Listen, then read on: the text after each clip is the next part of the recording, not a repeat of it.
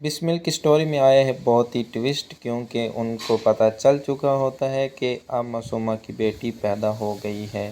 جیسے ہی معصومہ کی بیٹی پیدا ہوتی ہے تو اس پر ریحام کو بہت ہی غصہ آتا ہے اور وہ موسیٰ سے بات کرتی ہے کہ تمہارے باپ نے تو بے حیائی کی انتہا کر دی، اب تو ان کی ایک بیٹی بھی پیدا ہو چکی ہے اور اب ہم دونوں کو چاہیے کہ ہم اس کو ایکسیپٹ کر لیں۔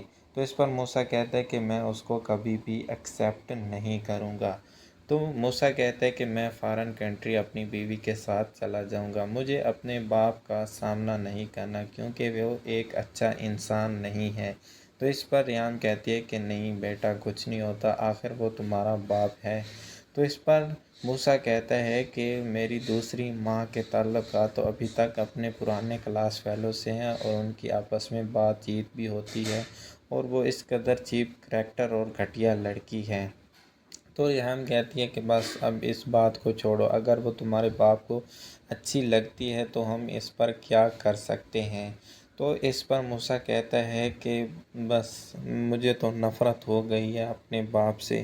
تو اس پر ریحام کہتی ہے کہ تمہیں نفرت کرنے کی کوئی ضرورت نہیں ہے، تو میری آپ کے باپ سے بات ہو چکی ہے، ٹی آپ کو اپنے بزنس میں سے کافی حصہ دے گا اور تم اپنی زندگی خوشی خوشی گزارنا۔ لیکن موسیٰ کہتا ہے کہ نہیں، مجھے اپنے باپ کی دولت سے کچھ نہیں چاہیے، اور اس کی بیوی کہتی ہے کہ موسیٰ تم ہمارے ساتھ UK آ جاؤ، ہم وہیں پہ رہیں گے اور سیٹ رہیں گے، تم اس گھر کو چھوڑ دو۔ تو موسیٰ کہتا ہے کہ ٹھیک ہے، میں بھی یہی چاہتا ہوں، لیکن مجھے اپنی ماں کی بہت یاد آتی ہے اور میں اس کے بغیر نہیں رہ سکتی۔ تو اس کی بیوی کہتی ہے کہ تم اپنی ماں کو بھی ساتھ لے آؤ، لیکن موسیٰ کہتا ہے کہ نہیں، وہ میرے باپ کے بغیر نہیں آئے گی۔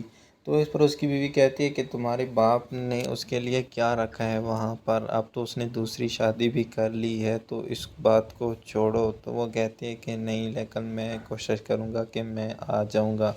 لیکن جب موسیٰ کو پتہ چلتا ہے کہ اس نے بزنس کا کافی حصہ موسیٰ کے نام کر دیا اور اسے کہا ہے کہ تم اب بزنس کرو، میں بوڑھا ہو چکا ہوں، لیکن موسیٰ اس بات کو ماننے کے لیے تیار نہیں ہوتا اور وہ کہتا ہے کہ میں اپنی بیوی کے ساتھ فارن جا رہا ہوں۔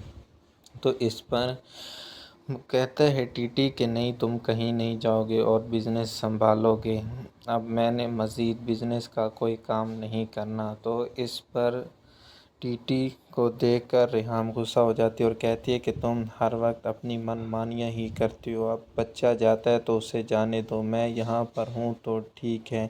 تو اس پر ٹی کہتا ہے کہ اس کو بزنس سنبھالنا ہی ہوگا۔ تو پھر وہ بزنس سنبھالنے لگ جاتے ہیں اور وہ ٹی کے نام بھی کافی ساری دولت جو ہے وہ اس کو دے دیتا ہے اور وہ کہتے ہیں کہ تم بچے مزے کرو۔ اس پر موسیٰ بھی کچھ خوش ہو جاتا ہے اور وہ اپنی بزنس کو چلانے لگ جاتا ہے۔